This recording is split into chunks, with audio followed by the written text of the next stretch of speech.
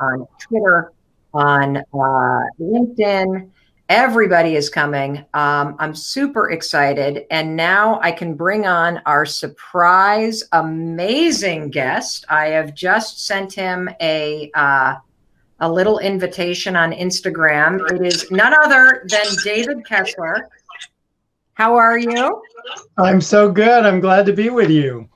Okay, hold on. We gotta, David, what David has to do is, David, you've got to mute the Instagram on your computer or on Instagram, whichever one. You got to pick. I think I did it. Did he do it? I think so. We got it. I hear me record. I hear me echoing on his. Do you? Hold on, everybody. Thanks for, let me see. Maybe that's me. Are we good?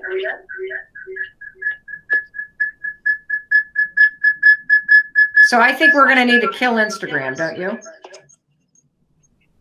Or are we good? Let's try it one more time. We're trying to work out the audio issues, everybody. My audio's off. Okay. That's good. All right, I think we're good. I still hear the echoing.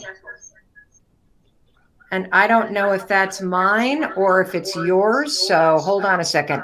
It's funny because the title is, Are You Feeling Powerless? And I'm powerless over technology. Okay, hold on one second. We're having our producer jump off FaceTime. Let's see if that helps. That does not help. Okay, hang tight, David. I think what we should do is kill Instagram. Let's do that because, and here's what I'm going to ask all of you on Instagram to do while we sort all this stuff out. Well, hold on. Let me see if I can do something here. What if you mute your phone? Let's try that. Hold up, everybody. And thank you for being patient, everyone. Do I know how to mute my phone? Let's see that. All right. Did that work? I think it did. Now you're echoing. So I guess you're going to have to mute your phone and we're going to talk through the computer. My phone? Let's see. I think I am muted. This is like, it's all right, so here's what we're going to do. We're going to fix this once and for all. Everybody on Instagram, go to YouTube or go to Facebook or go to Twitter or go to LinkedIn because we are broadcasting, simulcasting on 5 platforms. And Instagram does not play well. And so as much as I hate to say this, you need to watch this conversation because David Kessler is the world's leading expert, in my opinion, about grief. And that's what we're feeling right now. So get over to YouTube. I will see you guys over there. Okay. And now, sorry, everybody. Okay, now let me get this up. All right. Are you there? Turn your Instagram off. There you go. Okay, good. It's off. It was Instagram. We tried it, Mandy. I don't know why it's working, but we're going to have to figure out something else for Instagram. Maybe we do double broadcast. Maybe you and I'll just jump on Instagram after this, David, and do it. Yeah, that'd be great. Okay, great. So the reason why I wanted David Kessler to be on the broadcast today is because he is the world's foremost expert on grief. And I met David because he has been a frequent guest on my daytime syndicated talk show, The Mel Robbins Show. And let me just take a second and thank you for hanging tight through all of the technical difficulties. We were trying desperately to stream on all the platforms. And if you're new to this broadcast, this is Stay Connected with Mel Robbins.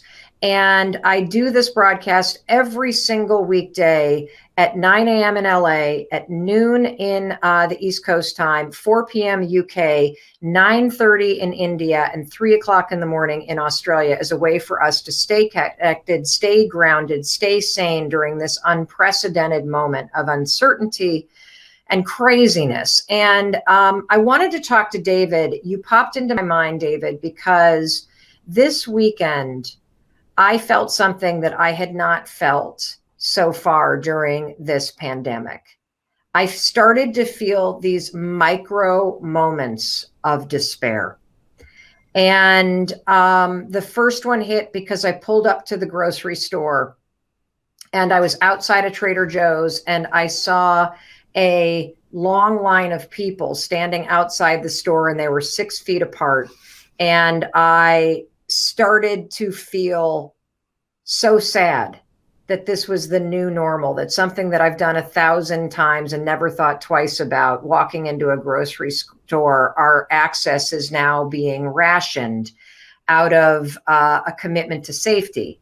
I pulled up to the Charles River where I walk my dog, and the park was closed due to COVID-19.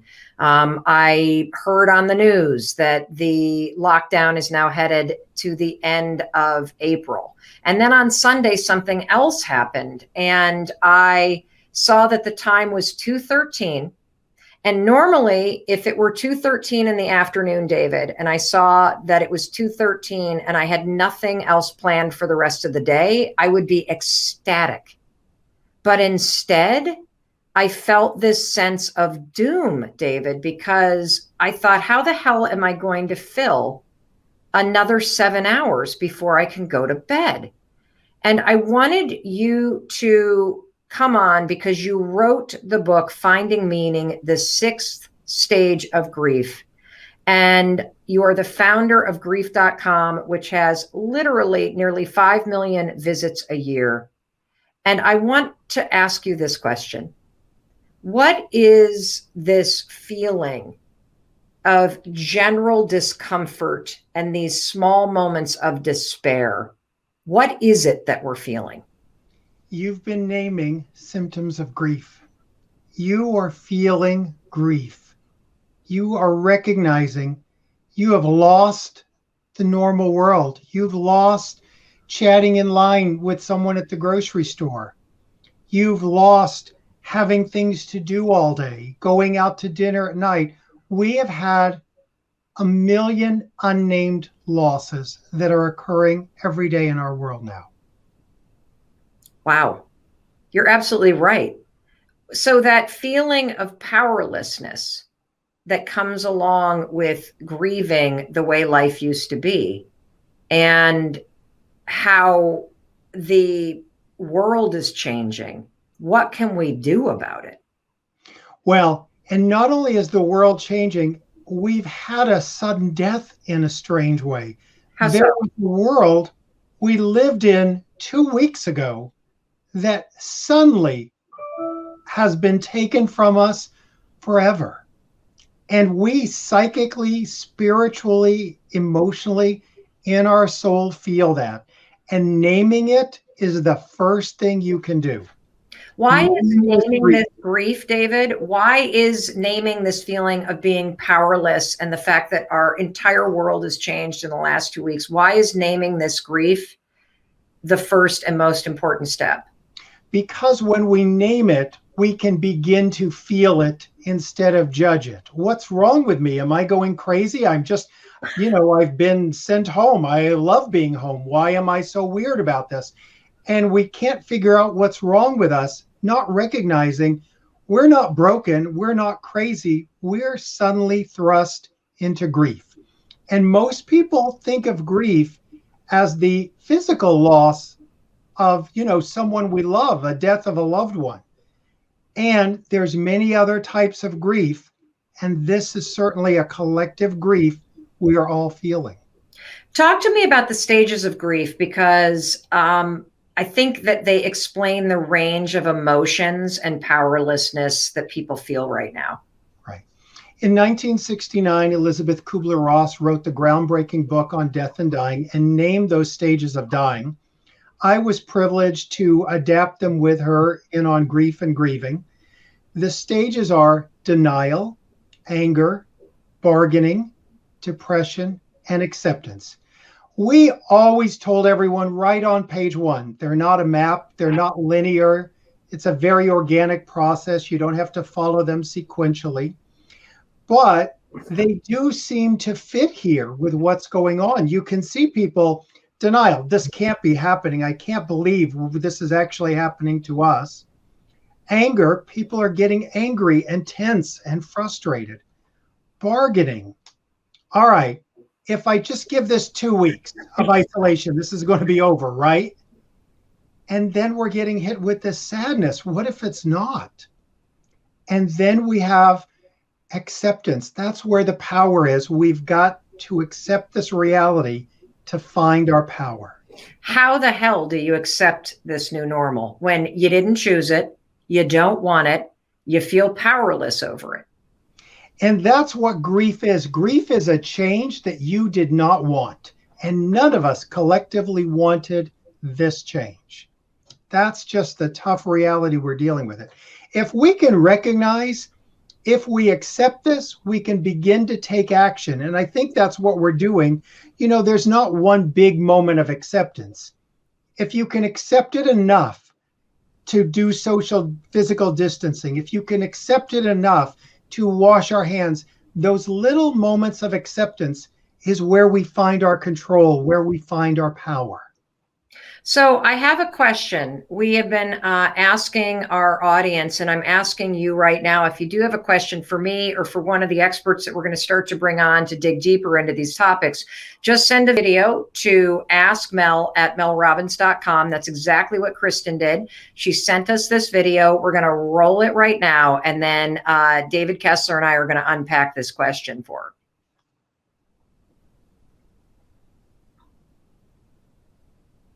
First video, here we go. We'll see if this works, everybody. Hey Mel, it's Kristen from Cincinnati. My quarantine question for you is, why am I so freaking tired all the time? I get plenty of sleep. I'm not even drinking that much. I'm eating good food. I'm taking the dogs for a walk. I have no idea why I want to fall asleep at 11 o'clock in the morning, or 2 o'clock in the afternoon, or 5 o'clock in the afternoon. Please help, Mel. Thank you. Bye. I can certainly relate to this question. Holy cow. First of all, she looks like she's exercising, which is a really good thing. But why do we want to fall asleep at 11 o'clock? And she's not even drinking that much. So she's doing all these things, yet she feels tired all the time, David. Grief is emotionally exhausting. We don't understand how emotionally draining this is. The news, our new life. You know, we think of exhaustion as physical exhaustion, but you can literally become emotionally exhausted. And I think that's what we're all feeling.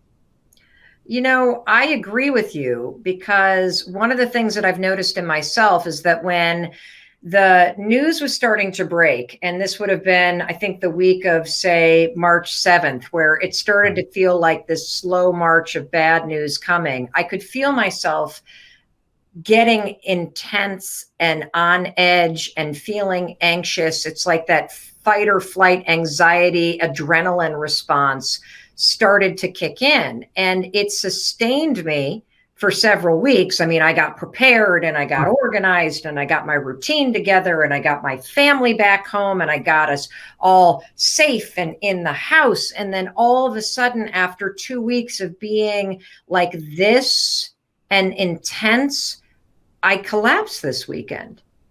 Is that what you're talking about in terms of the emotional intensity of all of this? Absolutely. It is that sense of, like you said, we're like, what do I have to deal with? I have to deal with this. I've got to get prepared. What if bad things happen? I want to be ready. We've got to be safe. And we're in that got to get to safety mode. Now that we're in the safety mode, we realize, or maybe we don't realize, that was exhausting. I realize exhausting. Yes. It was exhausting. So what the hell do we do about it now that we're all just completely gassed because we've been running on adrenaline for 2 weeks and now we're trapped in our homes? We're grieving the life that we used to live and we're feeling powerless. You said we've got to accept it. What else can we do? Well, one of the things is we can't heal what we don't feel. So, you know. Hold on. Let me just say that again. You can't heal what you don't feel. So let's go back to Kristen. What is she trying to heal? When you get that level of exhaustion, what do you need to heal? Can just acknowledge that is the exhaustion of grief. That is the exhaustion of fear, and feel those feelings. One byproduct of our self-help world we live in is we're the first generation that has feelings on feelings. We feel afraid and we think we shouldn't feel afraid. We are sad, but people have it worse. So we don't let ourselves feel sad, or we don't let ourselves feel angry. And we have all these half-felt emotions that we are putting out a lot of energy suppressing them. And the reality is, if you just allowed yourself to feel them, you would feel angry and it would move through you. You would feel sad, it would move through you. Our emotions need motion. That's true, because if you shove them down, they start to eat you alive. You know, one of the things that I've been feeling is I feel guilty grieving right now. And here's why. I'll tell you some of the things I'm grieving. I've had like 13 different events get canceled. And so there's a ton of speeches and speaking business. My talk show got canceled because we had to evacuate the CBS broadcast center. I was not able to go down and visit my parents over spring break, and I really miss them. And so I am absolutely sad about those things. And yet I don't feel like I should be grieving, because right now I have a roof over my head, I've got food in the cupboards, and I am able to pay my bills. Why do we feel guilty for feeling what we're feeling? We minimize what we're feeling because we don't realize we're consciously or unconsciously comparing. On some level, we're going, I'm safe. Everyone's healthy in this moment. I shouldn't feel this way. And yet, everything you named is an actual loss. Those are huge losses in your life. But when we see images of people dying in Italy, when we know things that happen in this world, and we go, but I'm all right, I shouldn't feel this way. As you and I have talked, I'm a bereaved parent. In the world of comparing grief, having my younger son die, one of the worst griefs you can have. And at the same time, I deal with that. My tour also got canceled. People wanted to see me. I wanted to see them. I worked on a book for years that I didn't get to fully complete the tour. It doesn't take away, the disappointments, all the disappointments we feel in our life don't take away from the horrible physical deaths. They both get to exist in the world. And sometimes we would rather feel guilty than helpless. We'd rather feel guilty than helpless. Well, I don't like that. I don't either. So we go for a more surface emotion of, just swat that disappointment away. I shouldn't feel that way. Feel that way because it's painful to experience a loss of any kind. And you're right. Like, we do not want to go there. We were sitting at dinner last night, and we've been doing this really powerful thing where 0 to 10, tell me how you're feeling today. And what I've noticed is my husband and 2 daughters and I have started out like pretty optimistic and feeling lucky last week. And we're now hovering in the 4 or 5s. Right. And our 15-year-old was adorable because last night he's like, I'm sorry, people, but I'm still like a 10. This is pretty amazing. I got a lot less school. Nobody's bothering me. I play my video games.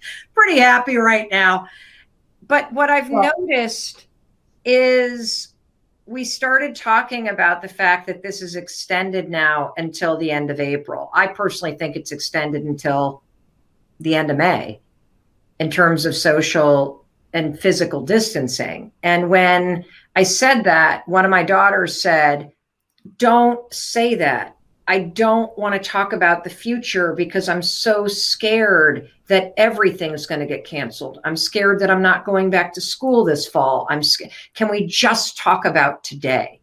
And you're right. Like, everybody's emotions right underneath the surface, we're all processing so much stuff that it's easier to deny those feelings than to really go deep and feel those feelings. But why is it beneficial to you to give yourself the space to feel the loss that you feel right now? Because then you can move through it. Then your energy is not around not feeling. Your energy can be feeling things and then taking action versus not feeling them and being in a denial and wondering what's wrong with you. you can be in what's happening. And one of the points you bring up with your daughter that's so important is we all grieve differently. And it might, it's like our personalities. I'm a planner. In good days, I'm thinking about what's happening next year, what's happening next month. So that's where my mind goes. Other people are like, please do not go beyond today. I cannot take it. So we have to recognize all our differences that we have as we're going through grief, because it brings up a lot of things with us. Well, one of the things that I've bringed up, and I've noticed this in our community, and I've been wondering, why does the powerlessness that we feel right now during this pandemic trigger us to remember loved ones that we've lost? Yeah, there is something about when we're coming face to face with death as this kind of entity. The reality is we have a primal mind. And that primal mind is geared to recognize if there's a lion or a tiger, we're in danger. We've got this weird virus that could be on anyone, anywhere, in the air, who knows, in a cough, and it freaks us out. And that is one of the most unnerving things that can happen to us. So then our mind goes to death. And of course, we then go to the loved ones who have died. And we begin to reprocess all losses. The other thing, same way we talk about not feeling our feelings, we often don't feel our feelings of grief. What would make you feel feelings of grief? A lot of time sitting in our home with not a lot to do. That's what's going to bubble up? Your old grief. Well, you know what else this reminds me of is I remember when our daughter Sawyer was born. She's now 21. I had severe postpartum depression. And when it first happened, our family came rushing in, and I had round-the-clock supervision for almost 8 weeks. I mean, I couldn't be left alone. That's how severe the postpartum depression was. But then I stabilized. And it was safe for me emotionally and mentally to be alone and to take care of myself. And then everybody went back to their lives. And I was here in this new normal that felt very scary. And this moment feels like that. It feels like what happens after a funeral or a memorial service, where the meals that people were preparing stop coming and people go back to their lives, and you're sort of suspended in this place. It's exactly the same archetype level of activity our brain goes through. The funeral is about the arrangements, the preparing. Doesn't that sound familiar, that we had to make arrangements and prepare? And when your loved ones are there in your depression, there's a busyness, there's a focus on them. When the busyness ends, whether it's the funeral or the preparing of what we're going through now, once we got the groceries, once we got home, we're left with just the isolation, just the sadness. And you said that we needed to accept that we're grieving and that we've lost the things that we used to enjoy doing temporarily. You also wrote the book on the 6th stage of grief, which is meaning. So how can we use meaning as a way to accelerate the uncomfortable emotional thing? Because I'm assuming we're going to ride a wave. I'm assuming that there's going to continue to be blows. I'm assuming that there's going to be up days and down days, no matter how much we accept this. But how can I accelerate my emotional resilience to manage through this period of time? So a few things. When we talk about meaning isn't this big thing we get to. Meaning is found in the moments. So can you find meaningful moments at home with your family? I live on a street that I have never seen my neighbors. All of a sudden, we're on a text chain. I walk down the street. I see parents playing in their front lawn with their kids. That's never happened before. If we can find these pockets of meaning, whether it's FaceTiming with a loved one, connecting with them, those little moments are going to be the meaning that's going to build. You know, one of the things that I can remember in my own life dealing with loss of jobs, every time I have had a job loss in my life, whether I left somewhere or they said goodbye to me, whether I had a month or 2 months period, I stressed and I was crazed and I was upset. And when I was back at work later, I always said, I had 2 months off, what I could have done with it. If we can remember, this is painful, it's sad, it is also an opportunity. We live in a world that we never get to connect. We're too busy to connect. This is a moment to connect, work on our projects, do a puzzle. I mean, there's a million things to do that we don't get to do. And it's so important we plant these seeds, because at the end of this, after every tragedy, people end up with post-traumatic stress or post-traumatic growth. I want us to hold on. I need to highlight that. Okay. You're going to either have post-traumatic stress or post-traumatic growth. Ooh, I want us to end up on, because really meaning is post-traumatic growth. That's what meaning is. I wanted people to know, after acceptance, if you can get into the acceptance, that's when the seeds of growth and meaning begin. Wow. I love that. I want to share two things that I've found useful. And I'd never heard the term post-traumatic growth before. So thank you for that. One is, but it's a wonderful term, but I'm certainly trying to put it out there for people. The one thing that has created some meaning for us as a family is these evening family dinners. Right. And the circling around and using the coronavirus as an excuse to check in with people's emotional well-being. And it has created some of the deepest conversations we've ever had. And the other thing that has been really cool is we've started this thing where we've asked everybody, our 3 kids and my husband and I, if you had an hour tomorrow to do something you never have time to do, what would you do? And one of our daughters revealed that she used to love to journal and write and paint, and she hasn't done it in years. And so every night now we say, okay, when is your hour going to be, and what are you going to do with it tomorrow?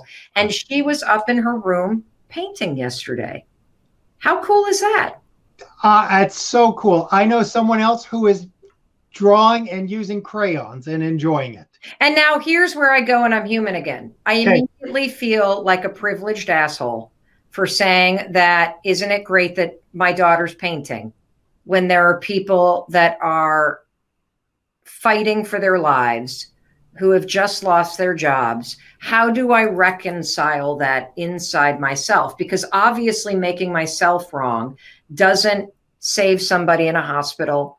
It doesn't change the fact that somebody is struggling to pay their bills right now. What do I do with that, David?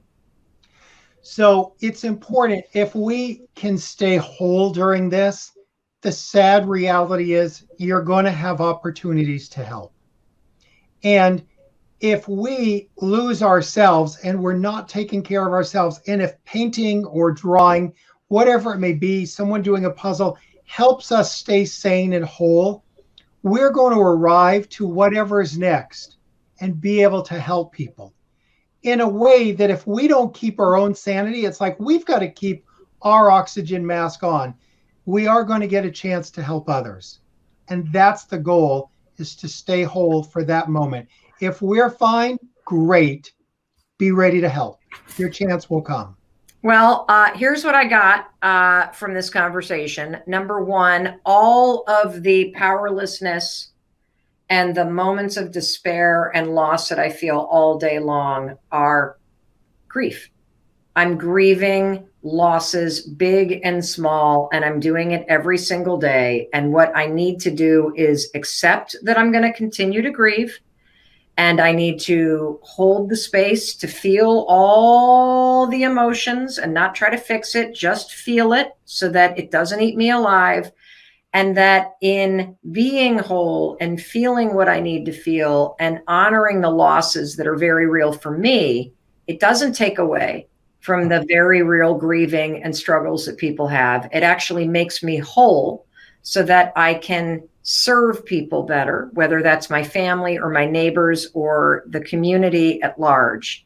And that if I find meaning, I have an opportunity for post-traumatic growth instead of experiencing the post-traumatic stress that comes with an experience this unprecedented. Let me add a few others, because I appreciate them. We also have to recognize and remind ourselves, this is temporary. This is temporary. We will get on the other side of this.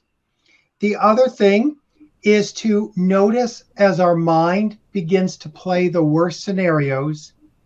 Oh my goodness, my grandparents could die. Right. Oh, yeah. You also want to play the best scenarios, and they could live. Our mind wants to go into anticipatory grief and play the worst. The worst could come true, but the best could come true. And I just ask people, have a balanced mind. So let me ask you one final question about that.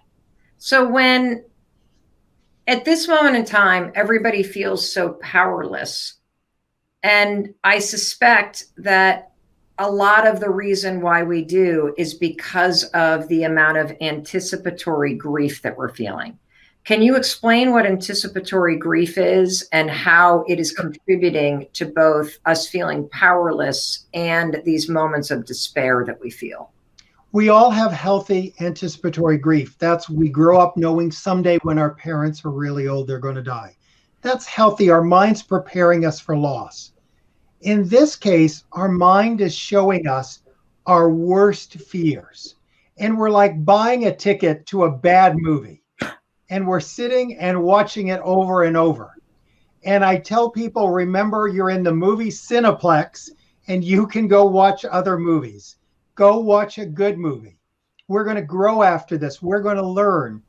And the last thing I want to just say is to acknowledge there are people out there who have loved ones who are dying and who have died recently, or they were struggling with grief before this.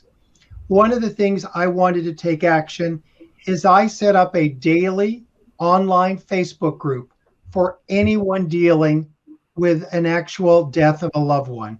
And people can find that at grief.com so that they don't feel in this disconnection and isolation of grief, they can still have a community.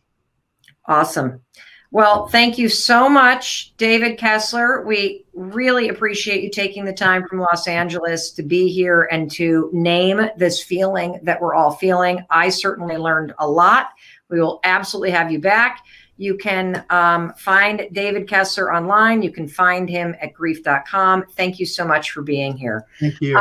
I want to thank you for being here. And I want to remind you that if you have a question, I would love to answer it. You can submit your videos by taking a quick video with your cell phone and just keep it under a minute if you can. Tell me your name, ask your question. And then what we're going to do is you're going to email it to askmel@melrobbins.com.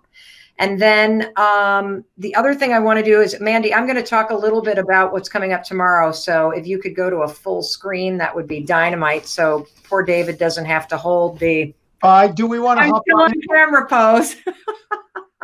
Thank you. So I would love to answer your questions. And if you have a question, the best way to get it to me, because Friday is going to be all Ask Mel's. The best way to ask it of me is simply pull out your smartphone, take a video. Hey, I'm Kristen.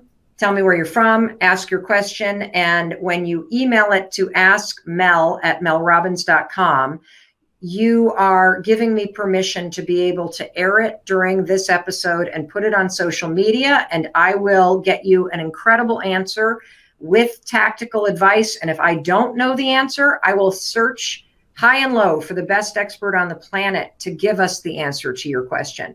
So please submit those, askmel@melrobbins.com. And tomorrow, we're going to move from a topic of grief to something really a bit lighter and something super important. We're going to talk about the tricks that optimists use to stay positive, and we're also kicking off something super fun. Stay Connected was launched so that you and I could stay connected and keep each other grounded and feeling positive and keeping each other reminded that there are small things that we can do despite the overwhelming nature of what we're facing right now. And one of the things that we're going to do tomorrow is we're going to launch a 30-day, I don't even know what to call it. It's not even like a challenge. It's more like something fun to do every day that we can do together. That's light, that's easy, that helps us stay connected and present every single day. We're kicking it off tomorrow because having something to look forward to is one of the secret tricks that optimists use. So I want to thank you for bearing with us during our technical challenges. We are going to jump onto Instagram real quick right after this and do a repeat of what we just talked about. So if you didn't get your question answered and you have a specific question, go over to Mel Robbins on Instagram. David and I are going to go live in just a second, and I'll be able to see your comments rolling in, and we'll be able to take a couple more questions. And in case nobody else tells you today, I want to be the one to tell you that I love you. I believe in you. Please take a deep breath and feel what you're feeling. Please take a deep breath. And as your kids go through these waves of losses and grief, and as your kids and your loved ones panic a little bit as their mind starts to wander, is there going to be graduation? Are we going back to school in the fall? What are we doing this summer? That you stand in the discomfort and you feel what you need to feel so that you can move through it. And remember, I'll be here every weekday at noon Eastern to help you stay connected and to help you find meaning and small things that you can do every day to keep you grounded in your power as we go through this unbelievable moment in time. I'll see you tomorrow.